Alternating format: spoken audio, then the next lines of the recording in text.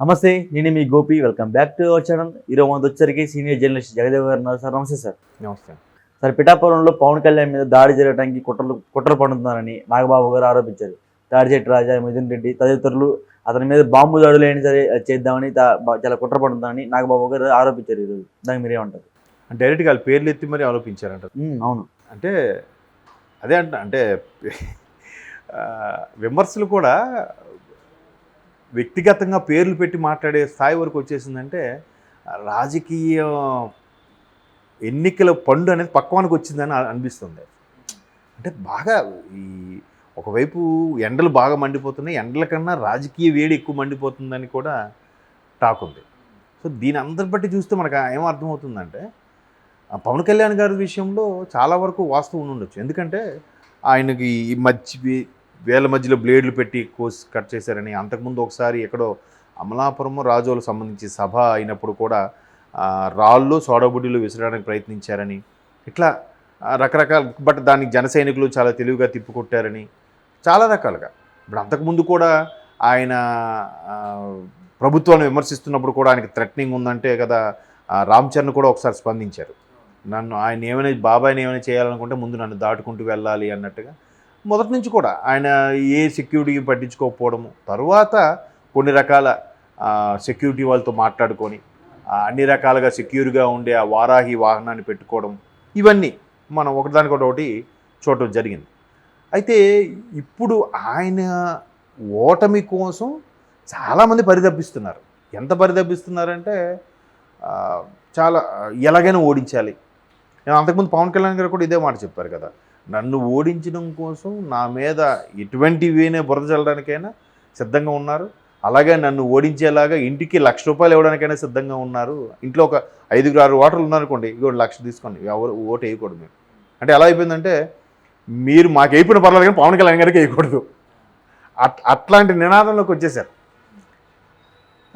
ఇంకా అక్కడ అతను ఫేవర్గా ఉండే వాళ్ళని మెల్లమెల్లగా బయటికి రప్పించేసి వాళ్ళకి ఎంతో కొంత ఇచ్చి ఆయన మీద చేసి ఇప్పుడు ఆయన పిఠాపురంలో ఇల్లు తీసుకున్నా కూడా ఆయన్ని ఇంకో రకరకాలుగా మరి అంటే ఎన్ని రకాలుగా ఉన్నారో అన్ని రకాలుగా కూడా ప్రయత్నిస్తున్నట్టుగా అనిపిస్తుంది. ఇప్పుడు అటువైపు బాబు గారి మీద కూడా అంతగా ప్రయత్నిస్తున్నట్టుగా ఏమి అనిపించలే, బట్ ఒక్క పవన్ కళ్యాణ్ గారి మీద ఎస్పెషల్లీ ఇక్కడ లోకేష్ గారి మీద కూడా వీళ్ళిద్దరినీ ఎలాగైనా ఓడగొట్టాలి. ఇంకేం మిగతా అన్ని చోట్ల ఓడిపోయినా పర్వాలేదు, మనం ఓడిపోయినా పర్వాలేదు, కానీ ఈ 2 స్థానాల్లో మాత్రం మనం గెలవాలి, లేకపోతే మనం గెలవకపోయినా పర్లేదు, వీళ్ళిద్దరూ ఓడిపోవాలి. అక్కడ లోకేష్ గారు కానీ ఇక్కడ పవన్ కళ్యాణ్ గారు కానీ. అది మాత్రం బాగా ఆ పర్టికులర్ శ్రేణుల్లో నేను చాలా దగ్గరలో విన్నాను కూడా. వీళ్ళిద్దరు వీళ్ళు ఓడించేయాలబ్బా, ఎందుకంత కసి అంటే తెలియదు మరి. అంటే వీళ్ళే సరైన ముగుడులుగా తయారవుతారా రాబోయే రోజుల్లో చట్టసభల్లో అనే భయమో, లేదంటే వీళ్ళుంటే లేదు ఎక్కడికెక్కడ లెక్కలు సరి చేసేస్తారనే భయమో, లేదంటే అరే ఎలాగో ఓడిపోతున్నాం ఇటువంటి వాళ్ళు ఉంటే మనకి చాలా ఇంకా ఇబ్బంది అవుతుంది అనే భయము మొత్తానికి వీళ్ళని ఓడించడానికి రకరకాలుగా. ఇప్పుడే కాదు, అసలు వేరే క్యాపిటల్ ప్రకటించినప్పుడు కూడా వైజాగ్ క్యాపిటల్ చేశారన్నప్పుడు కూడా రకరకాల గ్రూపులు వైజాగ్ దిగాయి, అక్కడ చాలా వరకు గిబ్జాలు చేశారు, చాలా వరకు బెదిరింపులతో హవాలా మనీ లావాదేవీలు నడిపారని కూడా మనం చాలా వార్తలు చూసాం. రీసెంట్గా ధర్మాన ప్రసాదరావు గారు స్వయాన వైఎస్ఆర్సీపీ మంత్రి గారు ఏమన్నారు, నా ల్యాండ్ కూడా కబ్జా చేయడానికి వచ్చారంటే మీరు ఎవర్రా మీరు అసలు అన్నట్టు కూడా ఆయన ఎక్కడో ప్రైవేట్గా మాట్లాడినారని మనకు వైరల్ అయింది వీడియో. సో అట్లాగా నాయకులు జాగాలకు కూడా సెక్యూర్ లేకుండా అయిపోయింది. అంటే ఏ స్థాయిలో ఒక రకమైన ముఠాలు దిగుతున్నాయో చూడండి. ఎవరంటే చూసుకుని అంటారు ఇవి లా అండ్ ఆర్డర్ని కంట్రోల్ చేయాల్సింది డిపార్ట్మెంట్ వాళ్ళు పాపం ఏం చేస్తారు? అసలైన వాళ్ళు ఇట్లాంటి ఆర్డర్స్ పాస్ చేస్తుంటే పెద్ద పెద్ద బాసులందరూ కూడా మీరు అటువైపు మీరు వెళ్ళకండి, సరే ఊరుకోండి ఏం చేస్తారు వాళ్ళు? సినిమాలో చూపించినట్టండి. కాకపోతే సినిమా అనేసరికి హీరో వచ్చి అందరిని 100 మంది కూడా కొట్టేస్తాడు, ఎక్కడ కూడా ఎక్కడో పడతాడు. అది రియల్ లైఫ్లో అయితే చాలామంది చూసాం, మీరు అటు వెళ్ళొద్దా అని అంటే మానేస్తే ఈలోగా చాలామంది ఇదైపోతూ ఉంటారు.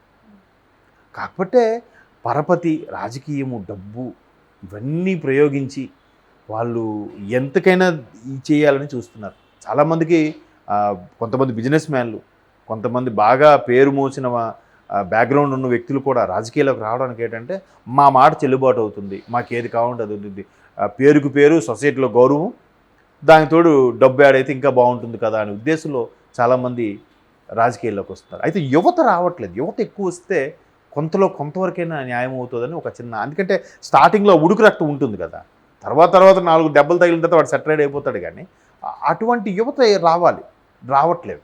వస్తే కొంతవరకు కొన్ని చేంజెస్ అనేవి అవుతాయని ఒక హోపు. బట్ ఇవాళ రేపు రాజకీయాల్లో 50 ఏళ్ళు ఉన్నవాడు కూడా యువనేతగానే ఇప్పుడు రాహుల్ గాంధీని యువనేత అంటాం, జగన్మోహన్ రెడ్డి గారిని కూడా యువనేత అనే యువ నాయకుడు అని అన్నాం.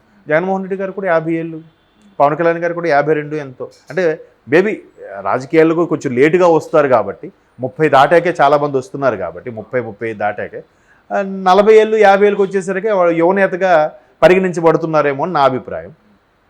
సో అందుకు పవన్ కళ్యాణ్ గారిని కూడా ఇప్పుడు మొన్న ఎప్పుడో ఒక జబర్దస్త్ ఆర్టిస్టు బయట కూడా చూశారు, అసలు మా టీం అంతా షూటింగ్లు మానుకుని ఇక్కడికి వచ్చి చేస్తున్నామండి, ఎక్కడికి వెళ్ళినా కూడా ఎలాగైనా పవన్ కళ్యాణ్ని ఓడించాలని, పవన్ కళ్యాణ్ మీద బురద జల్లాలని, పవన్ కళ్యాణ్ గారిని అటాక్ చేయాలనే చూస్తున్నారు తాపత్రయం తప్ప ఎందుకు అని కూడా లేదు.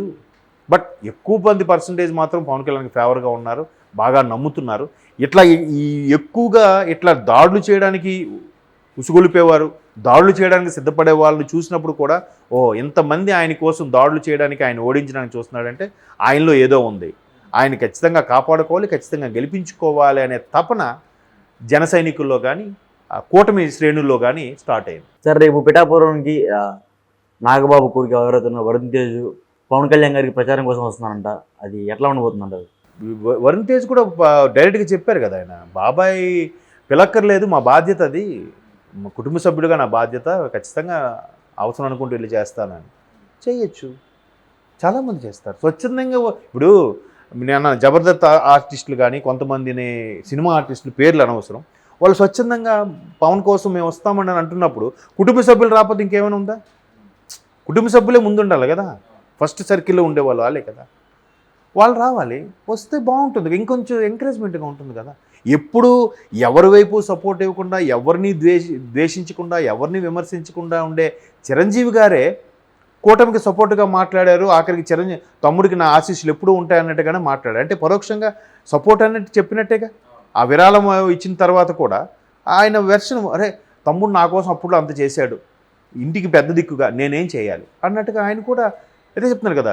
రాజకీయాలకు దూరం అంటూనే నా జీవితం ఉంది, ఇకపై నా జీవితం అంతా సినిమాలకే అంకితం చెప్తూనే మళ్ళీ అలా వచ్చారంటే ఎలా ఉంటుంది?